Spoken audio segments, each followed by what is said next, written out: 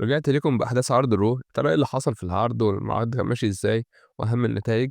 اعمل ليكم صاحب على الايفون عايز تكسب، وصل الفيديو 20 لايك واقترح من الكومنتات، وتعالى اقول لكم بقى التفاصيل. بصوا يا جماعه، العرض بدأ تسكير ان ماتش جون سينا وجونتر خلص ازاي، وان سينا استسلم وكده. وبدأ الرينج جنرال جونتر دخل، والجمهور ما كانش طايقه بجد، يعني حتى الكنبه دي ما كانتش طايقاه. وبدأ يقول انا الراجل اللي خليت سينا يستسلم. بعد كده يمشي ويرجع تاني يحتفل، بعد كده يمشي ويروح طاولة المعلقين ويقف يقول تاني أنا الراجل اللي خلّيت سينا يستسلم، أنا وقتي دلوقتي وللأبد، والناس هتفضل فاكراني، وإن أنا اللي خلّيته يستسلم، ويعتزل. وبعدين بيمشي ورا الكواليس يقابل واحد زي أوتيس، ياخد كلمتين وأرتروس ياخد منه كلمتين، لحد ما يقابل آدم بيرس. آدم بيرس بيقول له: "أنت مبسوط وأنت بتتكلم كده عن واحد فنى عمره كله للمصارعة وما بيعرفش حتى ييجي يدافع، طب إيه رأيك إنك مطرود من المكان ده دلوقتي، اطلع برّه بقى." فبيطلع برّه يقابل AJ styles، لمّا ييجي يمشي بالعربية يعمل styles اللي هو you can't see me، بيتريق على جون سينا يعني. فده برومو حلو، وده خدم جونتر ليه؟ لأن الموضوع ده لو تفتكروا معايا لمّا حصل بين رومان وتيكر لمّا كسب، الموضوع هنا كان رومان أصلًا face وكسر سلسلة أندرتيكر تاني مرّة، وبعدين داخل ما حدش طايقه، كان خد أكبر استهجان في التاريخ، إنما هنا هو بيخدم في شخصية جونتر، فاهمين إن هو شرير أصلًا. خصوصًا إن جونتر كان في فترة إن هو بياخد هتافات أصلًا بعد الماتش، ناس عايزة تتخانق معاه. الماتش الأول في العقد كان أوسوس ضد النيو داي، والنتيجة الأوسوس اللي كسبوا. وبعد كده بيحصل مقابلة مع دومينيك ميستيريو، بيقول إن آخر واحد كسب جون سينا في بطولة، عملت له ديثرون يعني، وكده أعظم بطل AAA وبطل قارات، وأعظم ميستيريو عمومًا، وراكيل هترجّع بطولة السيدات قريب. بيتم عرض برومو اللي بيحصل في LA Knight إن هو بعد كده هيفضل مغيب فترة طويلة، و وبسبب إن الفيجن وبرون بريكر كسروه عضمه يعني. وبعد كده بيظهر برون بريكر بيقول للوجان وبرونسون ريد: اهتموا أنتم ببنك.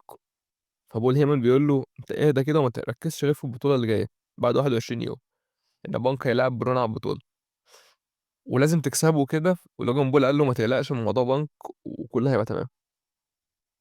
دخل فريق ريو وأسكا من وسط الجمهور، بتعمل حركة كده على وش ريا ريبلي وبيهاجموا الكاوبوكي واريورز. الماتش اللي بعدها إيفن نايل ضد ماكسين دوبري على بطولة القارات، والنتيجة ماكسين دوبري احتفظت بالبطولة. وبعد كده أوتس في مقابلة بيقول إنه مش مستحمل اللي عمله جونتر، وإنه يعني هاكتسحه بنفسي يعني.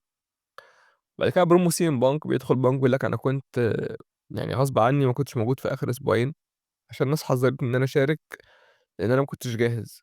بس انا زهقت من حكايه برون بريكر دي، لان برون ده عدى الخط وانا متضايق بجد. انا كنت هاني كاريرك في مور جيمز لما رميتك على رقبتك، وعارف ان عيلتك ما بتستخدمش دماغها كتير، عشان كده بقول لك انت اللي اخترت. خش وور جيمز يا برون. انت عايز نسخه 2011 من سي ام بانك؟ انت اصلا محتاج مساعده من صحابك عشان تواجه نسخه 2025، وأنت زيك زي المواهب الصغيرة اللي حاولت تعمل حاجة، والهي أنا عارف أنا هاعمل إيه. ولو اتكلمت تاني عن مراتي في الموضوع ده مش هيبقى سهل كده ولا هاعدّيه، وهاشيل عينيك وأحطها في وشها. بدأ يقول له في يوم 5 يناير: أنا عارف إنك مش هتيجي لوحدك لإنك ما تقدرش تشيل الشركة لوحدك على كتافك، أو إنك تشيل اللقب ده. هات بقى اللي أنت عايزه أيًا كان حتى إيه، لو كان الشخص المقنع ده، حتى لو كان عمك أو أبوك اللي ما عندهمش دماغ، هات اللي تحبه، بس مش هتعرف تكسبني. ووقت ما بول بيسيبك وبرون يعمل لك تسونامي والحاجات دي كلّها، الناس كلّها هتعرف إنه بحساب. حتى ستاينرز جِد عمك ده، حتى إن 1، 2، 3 أنا اللي هافضل لقب العالم، وأنا اللي هافضل معايا البطولة.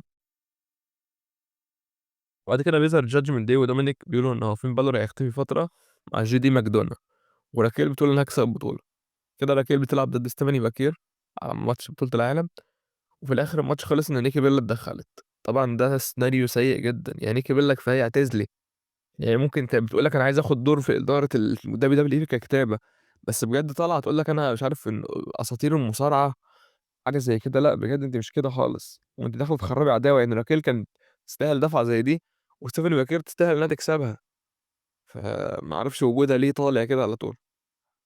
ورا الكواليس آدم بيرس بيقول لبول هيمن إنه عايز يعرف مين المقنع ده، لكن بول هيمن بيقول له: أنا أصلًا ما أعرفش شخصيًا هو مين، وبعدها بتخش ريا وتقول لآدم بيرس أنا عايزة ماتش مع أسكا وهو بيوافق، وورا الكواليس بانك بيقول لميستيريو أنت هتلاعب لوجان بول النهارده، وأنا هابقى معاك لو حصل أي مشكلة. ورا الكواليس بقى بنلاقي ايجي ستايلز ودراجون ليه بيقولوا إن هُم يروحوا يكلموا آدم بيرس عشان يشوفوا مين خصمهم الجاي على البطولة، ونيكي بيلا طالعة تقول لك مش عارف أنا متضايقة إن ما حدش بيحترمني أسطورة نيكي بيلا وكده. وبعد كده الماتش الأخير الحدث الرئيسي لوجان بول ضد ري ميستيريو، في وسط الماتش بيدخل ذا فيجن لكن بانك بيظهر ومعاه الكرسي بيهاجمهم، وبعدين بيدخل راجل مقنع يضرب ري ميستيريو ويكسب لوجان بول.